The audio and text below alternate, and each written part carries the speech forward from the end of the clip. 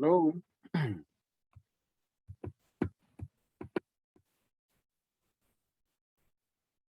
Hello. Can you hear me? Hi, yes. Okay. We'll wait for a few minutes, see if some of them join, then we begin, at least. Okay. Share the screen first of all. I'm gonna close this. Let me share where we are.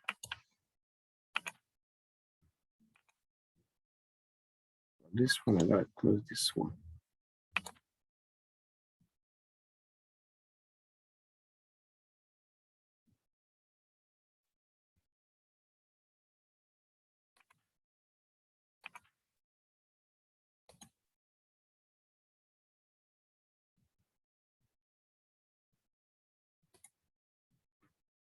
Okay. So we did the first example. One more person. Let's move on to some comments in.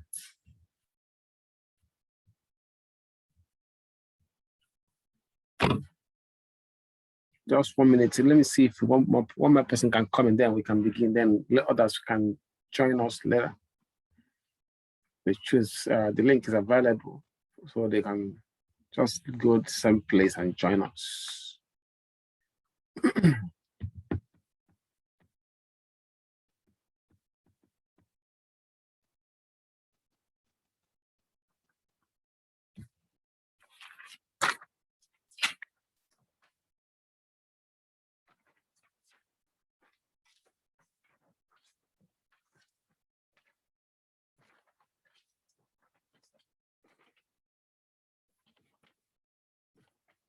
Once it is 3 minutes after 8, we can start.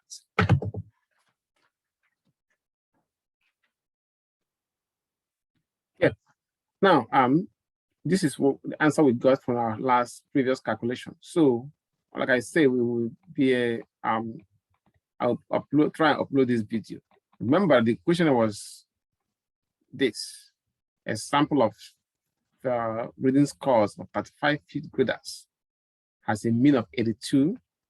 The standard deviation of the population is 15. Find the best point estimate of the mean. We answer that as this one, 82. Second one says find 95% confidence interval for the mean reading scores of all fifth graders. We answer that one. I'll get it as between 77.03 and 86.97. Note that this is the mean we're trying to estimate here. And we concluded by saying that we can say with 95% confidence that the mean reading scores of all fifth graders lies between 77.03 to 86.97. This is for the 95% confidence. So let's do the same thing for the third question. It says, find the 99% confidence interval. Again, follow the same process. The sample size is still, excuse me, let me make sure you're seeing this. Yep. Sample size is still 35. Okay. All right, we have it right here. So 35. But the only thing that will change is the what will change is the alpha, the critical value. So I'm gonna press distance here. So the critical value will change because now we're using 99%. It says here to find 99% confidence. Now for 99%, you can find the critical value right here. 99 is this 2.58. So we pick 2.58, 99%, 2.58. Okay. And we can then go from there. Let's find the error margin. The error margin, you can see the formula right here. Z alpha 2 times standard deviation over root n. So let us put these numbers in. Let me write it down. Z alpha over 2 over 2 times standard deviation over square root of n, and our alpha over 2 is 2.58 times standard deviation of 15 by the square root of n, which is 35. So we can go to our other workbook and then put these numbers in. This is the workbook right here.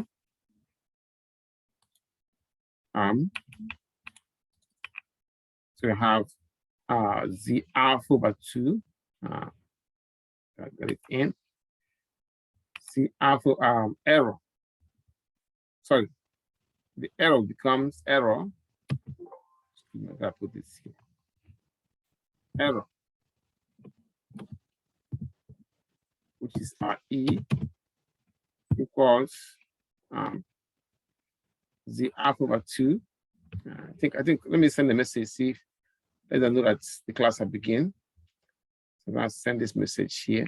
Just give me 1 minute. Let me send a message again.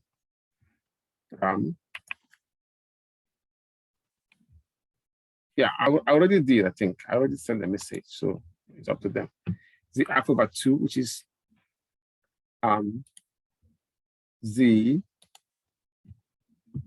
alpha over 2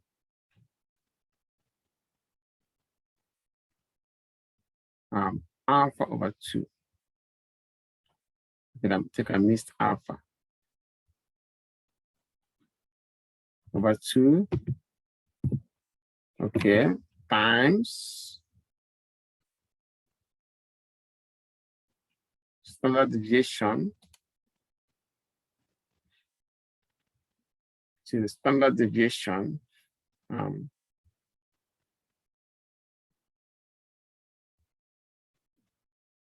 which is somewhere here. But I think I see it. Over square root of n.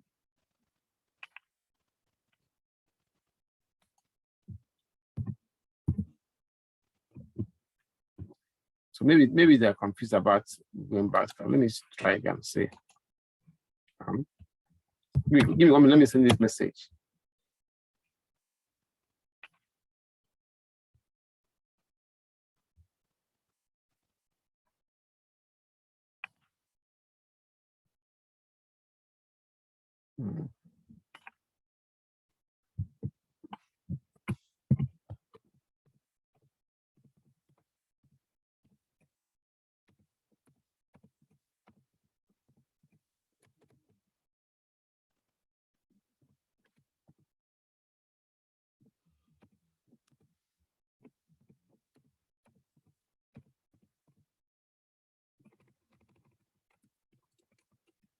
Into my announcement in Canvas.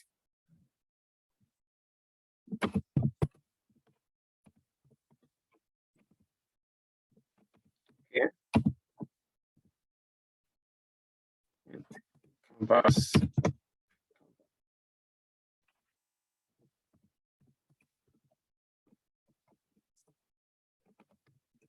Class using length.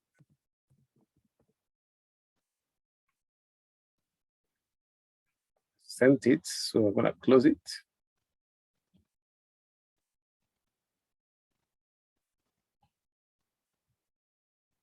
So now we're back. So now let me put, since we have put the formula, let's just add the numbers we have. You can see the screen, right? You can see the screen, right? Can you see the screen? Can you hear me? Yes. Yes. Okay. 8 times standard deviation, which is 15, the square root of n. Now n is 35, as you know already. So this thing we can put in a calculator. So that will give us 99% error for 99%. So we got 2.58 times standard deviation of 15 divided by square root of 35, 6.54. So I'm going to write down 6.54, 6.54. Okay, 6.54. So I'm going to take you to the main workbook. So we can put this in 6.54. So, oh, I didn't copy it yet. So let me copy it, then we go there. 6.54, 6.54. And I copy it. So once you get your error, you can get your confidence interval like we did in the previous one.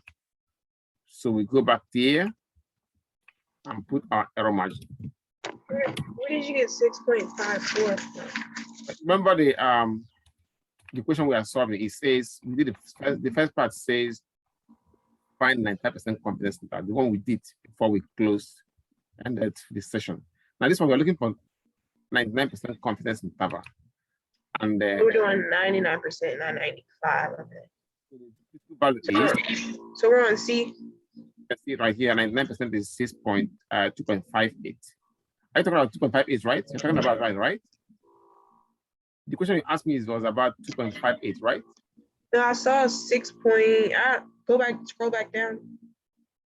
After the calculation, if you do this, yeah, the 6.54 and 15 over the square root of 35 will give you 6.54. So we did it in this calculator. You can see it right here. See, 2.58 times 15 over square root of 35 gives us 6.54. Can you see that? Yeah, I see. I'm just a little lost where you got it from. Now that we get our error, we can now get our 99% confidence interval. So the 99% confidence interval is given by this. Like before, we have it here as the formula is x bar minus error. So I'm going to copy it and paste it here. So in this case, our S bar is still the same as 82. So you have 82 minus error. Our error this time is 6.54. Okay. 6.54. Less than the mean. Okay. Which is the mean we are trying to estimate. Less than the mean.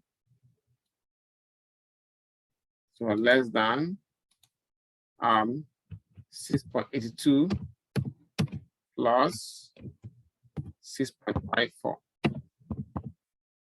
so that we get our confidence level when we do this calculation. So that means 82, we subtract 6.54 on the left side and add on the right side. That will give us the confidence level. So let's do this on the calculator, see what it gives us. 82 minus 6.54. Where's my calculator? Right here. So we got 82 minus 6.54. I get 5.46. 5.46. And if I put the plus sign for the right side, and I get 88.54. So that would be our confidence interval. We go back and put them in. We got on the left side 75.46, less than mean. Okay, I'm gonna put paper here. Less than mean. Excuse me. Less than mean and less than. On the right side, we got if you add these two, you get 88.54. So our conclusion, just like before, our conclusion is that we are 99% confident. Okay, that the average, this is mean. Remember, the question is about the mean score, finding the reading scores of 5 fifth graders. So you say find the 99% confidence interval for the mean reading scores of all fifth graders. So we can say that the mean or average reading scores, make sure it makes on the mean reading scores for all fifth graders lies when first one is 75.46 to 88.54. Okay.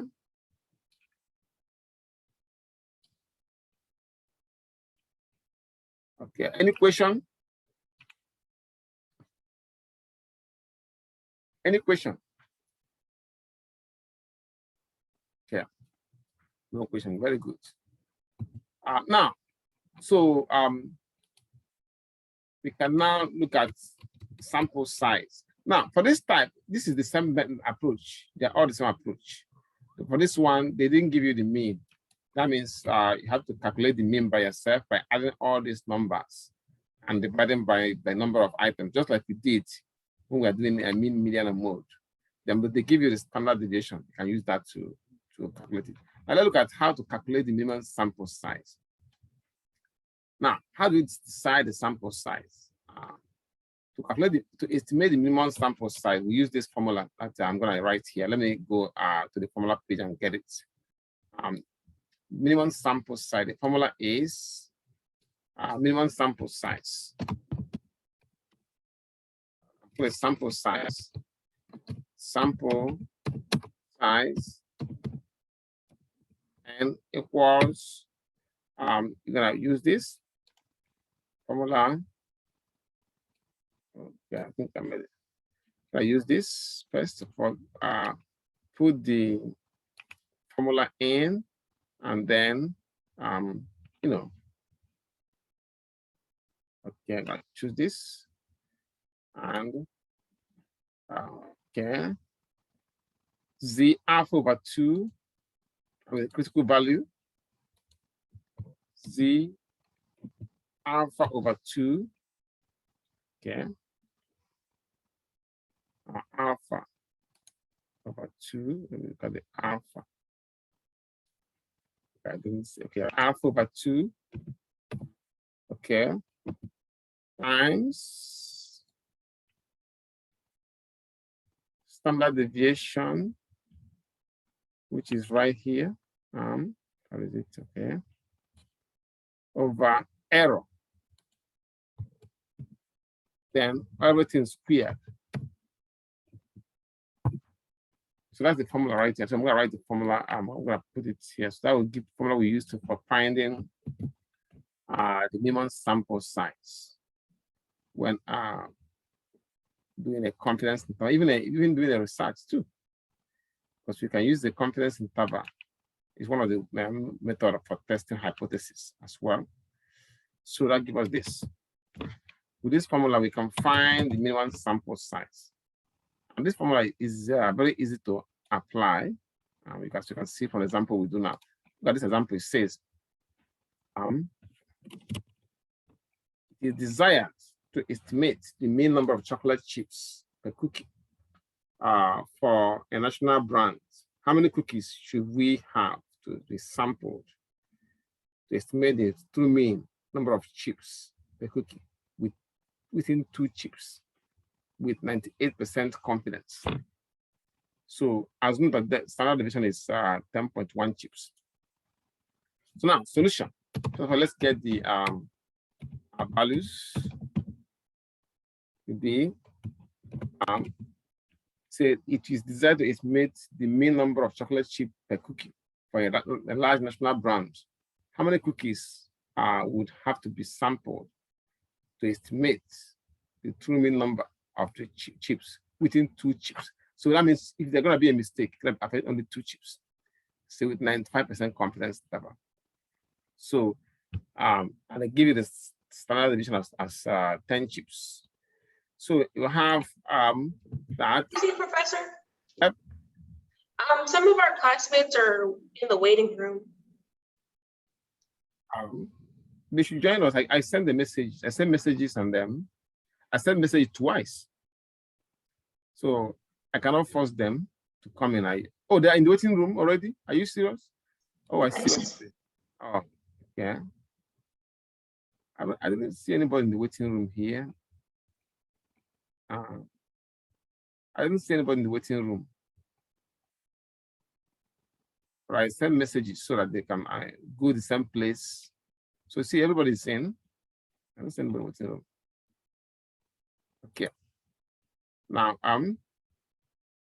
if I go, let me see.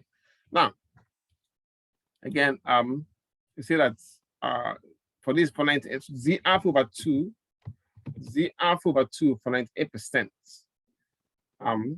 Alpha over 2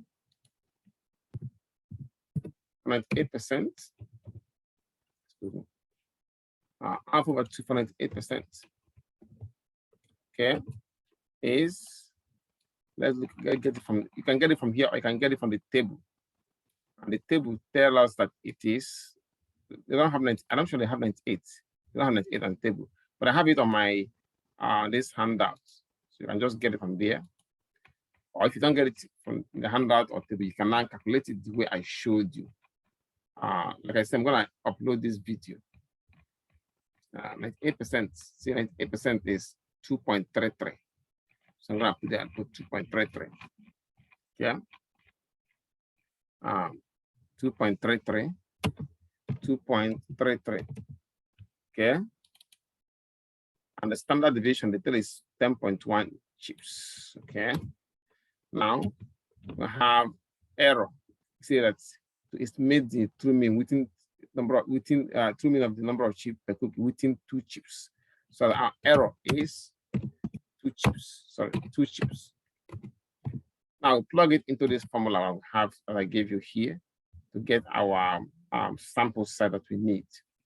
So I'm gonna write these things down so we can go there, go to that other workbook and put them in, and then we can now calculate it. Now your answer, you have to round it to the nearest whole number. Okay, so go there and put it in, then do the computation there, and then transfer them onto this space. So you have, okay.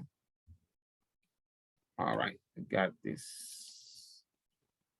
Oh, my mistake. So I got this, and we got this, and then of course we put the this place. So you have 2.33 for the Z alpha over 2, you get 2.33. Okay, times the standard deviation of 10.1 over error of 2 all squared. And that gives us this. We go to calculation, our calculator. You can get this as 2.33. I got 2.33. 2.33. 2.33 times standard deviation of 10.1. Okay. Yeah. To have a bigger one. No, excuse me. Over 2. Excuse me, a mistake. Okay, I'm then going to start over again. 2.33 times 10.1. Okay. Divided by 2. I want to use a bigger this. So I'm gonna move this small one so that we can just, okay. I'm gonna square my results. Oh, square my results.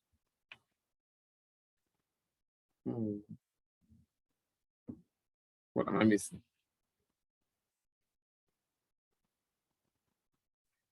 Okay, let me see.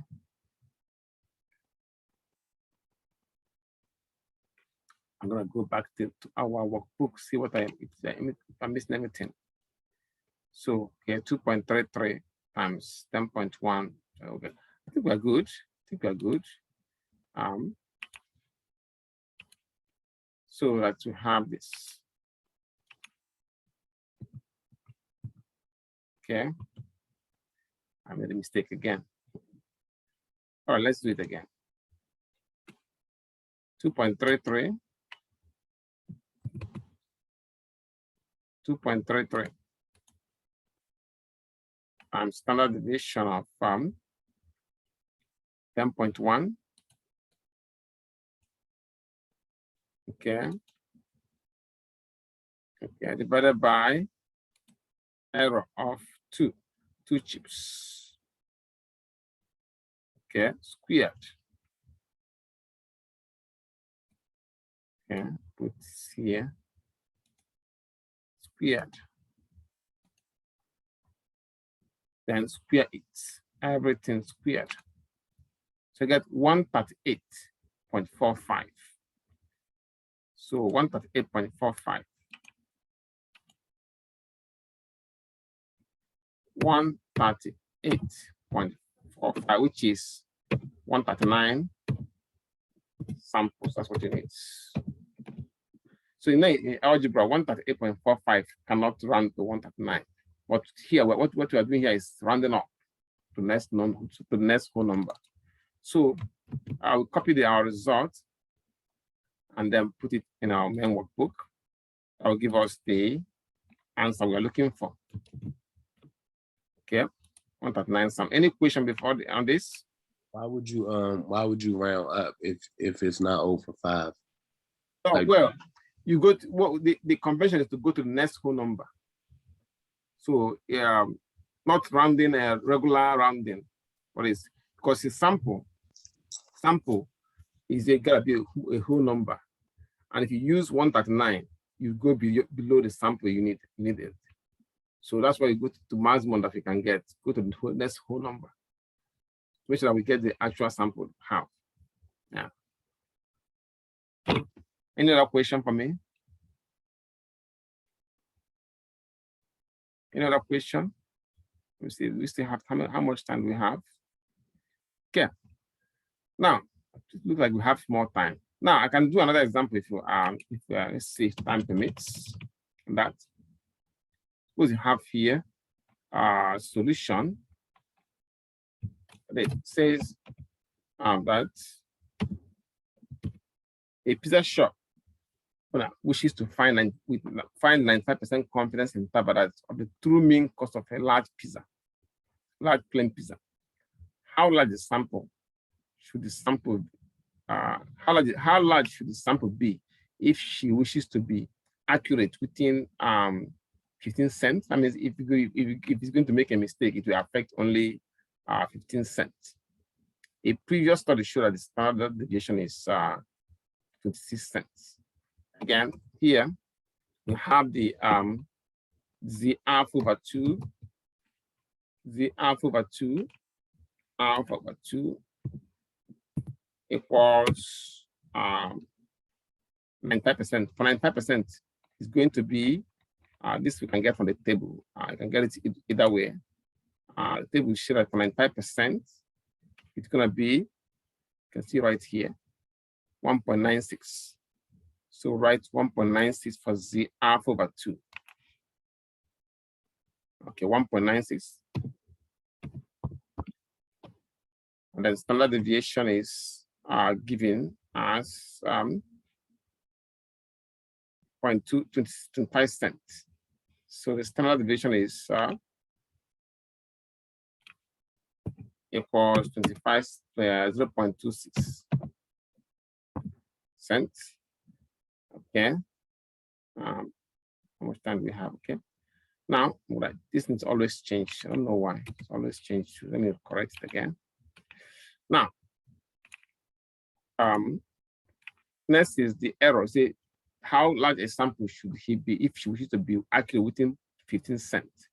So the error was 15 cents, 0.15.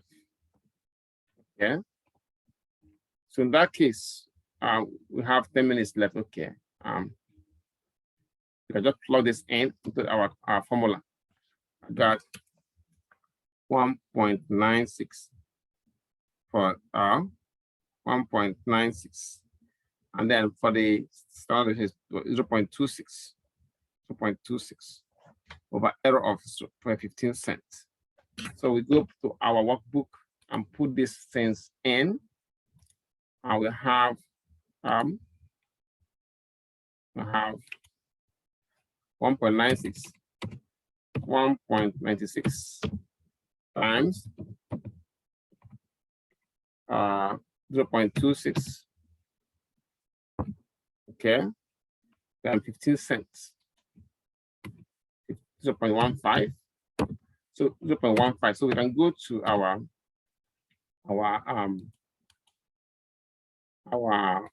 calculator and put these numbers in to get our minimum sample size. So let's look at the calculator, what the calculator says. So we have 1.96, 1.96 times standard deviation of 0.26. Okay, divided by 0.15. Then, of course, you gotta square it. Square it. Okay, give it 11.54, which is 12 samples. There are 12 samples we need. 12 samples of pizza. So you have how many samples? Say it says 11 point. Let me look at it again. 11.54. Okay, good. 11.54. 11.54. So just get the next one now, which is 12 samples of pizza that we need. So this probably minimum sample size is really not too bad. I need 12 samples of the pizza. Now that's okay. So that's the answer right here. Any question on this? Any question? No. Okay. Now, please take a picture of this. This is your classwork here. When you finish it, you upload for me. This one here, I'm gonna make it bigger. I will try and upload this video for you. This is the classwork right there. Okay, a little bit bigger. And then let me take your attendance, and then you can leave. Now, that homework that you mentioned, the last homework, I made it. I put it back for you, so it's due on 7th. Remember, you have another homework that will be due on 7th this week. The one that will cover what you are doing this night.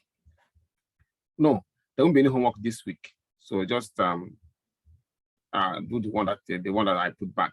So no need. Next week I'll put the homework for this topic. Okay. Now, Bennett, you there? Yeah. Bennett, yeah, okay. Page, Brand Page. Miss Page, you're not here. Okay. Alexander Gano. Yeah, I'm here. Deborah Hamilton. Here. Taylor. You said Taylor Taylor? Hammond. Yeah, I'm here. Brian Hawkins. I'm here. Imani, you here? Yes. Doug Maui. Mamu, you here? Doug Maui. I don't know how to call it. Jayla Manning, you here? Nadia Meno and Nadira Martin, you here? Yes, Nadira. here. Desiree Palmer here. Devon Ron, you here? He was here in the first one. I don't know what happened. Okay. I think that's it. Sterling is not here. All right. I see you guys next week. Okay. Look, can I ask you a question? Yeah, sure. Go ahead.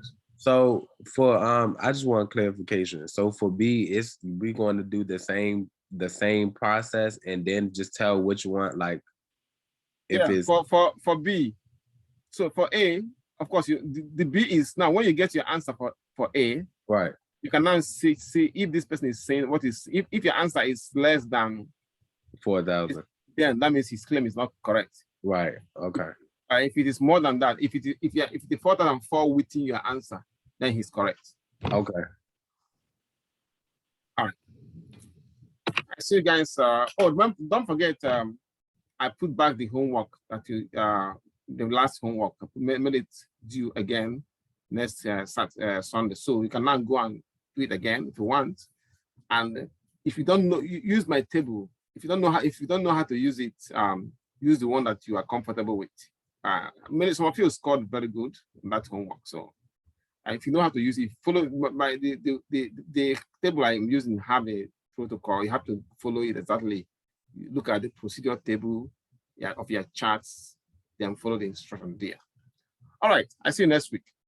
You have a good night. I have a quick question. Sure. You mentioned something about a project. I don't know if you already went over it before. The project will be it will be like I'll have a data set. From that data set, you're gonna I'll put it. Don't worry, it is self. When I put it, I'll explain more. Okay. Because if I explain it now, it's like I'm talking to you on abstract. But when I explain in the class, I will show you the actual data set. Okay. Okay. All right. I'll see you guys next week. You have a good night. Thank you. You too.